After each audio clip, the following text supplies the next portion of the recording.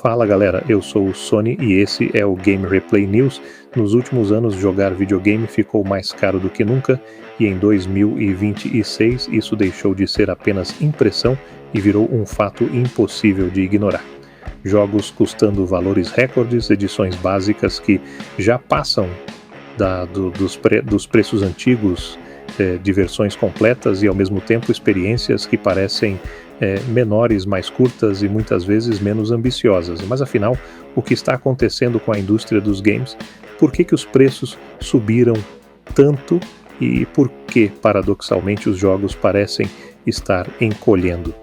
Hoje a gente vai destrinchar tudo isso em detalhes, entendendo os bastidores da indústria, as decisões das empresas, o impacto da tecnologia, do mercado financeiro e, claro, como isso afeta diretamente você que joga. Recado importante, galera, na descrição temos os links do Patreon e do LivePix do canal com conteúdos insanos e exclusivos. Se você puder, vai lá dar uma força pro canal, se não já deixa aquele like. Agradeço de coração. Sem mais enrolação, vamos ao vídeo. Parte 1. O novo padrão de preços da indústria. Durante décadas, o preço de lançamento dos jogos seguiu um padrão relativamente estável com pequenas variações entre gerações. Em 2026, esse padrão foi definitivamente quebrado e hoje já é comum vermos jogos base custando valores que antes eram reservados para edições especiais. O que pouca gente percebe é que esse aumento não aconteceu de uma vez, mas foi sendo normalizado aos poucos, geração após geração. Primeiro veio o aumento sutil, depois os conteúdos separados, e quando o público percebeu, o preço cheio já estava completamente redefinido.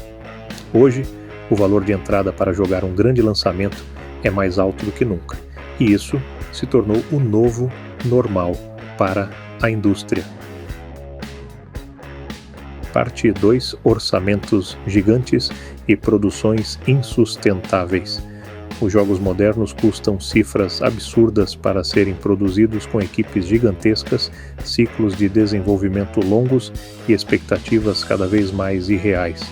Em vez de equipes pequenas e ágeis, muitos estúdios operam como verdadeiras empresas de cinema, com centenas ou até milhares de pessoas envolvidas. Esse crescimento inflacionou salários, estruturas, licenças, marketing e tecnologia, criando projetos que só se pagam se venderem milhões de cópias, né? O problema é que o risco aumentou junto com o orçamento e quando um jogo falha, o impacto financeiro é devastador. Para compensar esse risco, o preço final do jogo acaba sendo empurrado para o consumidor. Parte 3. Jogos menores. Não são acidentes, são estratégia. Muitos jogadores sentem que os jogos estão menores, mais curtos ou menos ambiciosos, e isso não é coincidência. Em 2026, reduzir escopo virou uma decisão estratégica para diminuir riscos e controlar custos. Em vez de mundos gigantescos e campanhas longas, vemos experiências mais compactas, focadas em mecânicas específicas. Isso permite lançar mais rápido, gastar menos e corrigir problemas depois, caso o jogo faça sucesso. O resultado são jogos que parecem inacabados ou fragmentados, mas que do ponto de vista corporativo fazem todo sentido.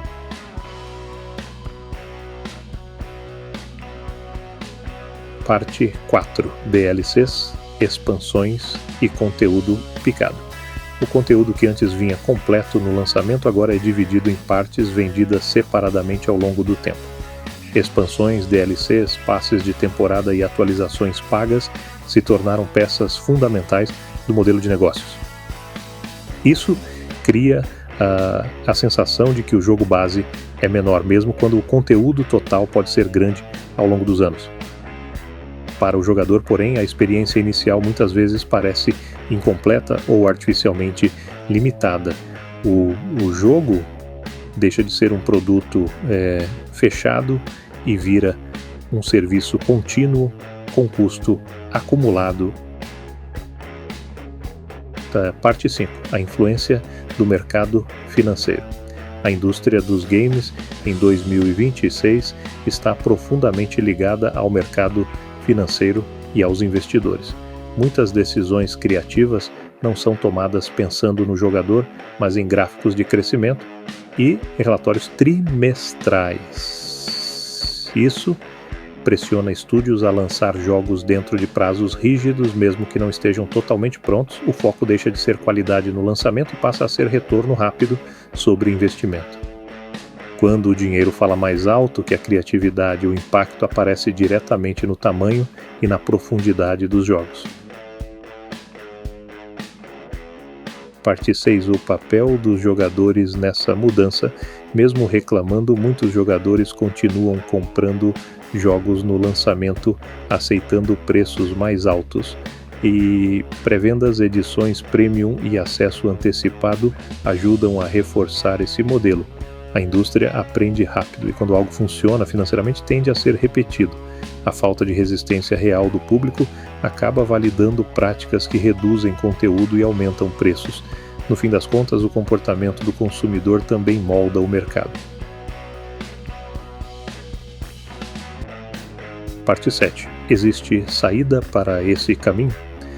Apesar do cenário preocupante, nem tudo é negativo para o futuro dos games.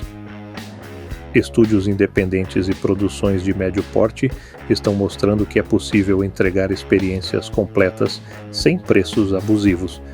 Modelos alternativos, como jogos mais focados, sem monetização agressiva, continuam ganhando espaço. A pressão dos jogadores, quando organizada, ainda tem poder para influenciar decisões. O futuro dos games depende do equilíbrio entre criatividade, sustentabilidade e respeito ao público.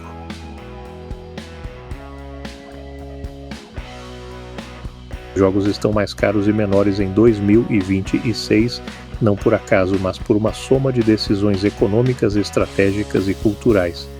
Entender esse cenário é fundamental para consumir melhor, apoiar bons projetos e evitar armadilhas.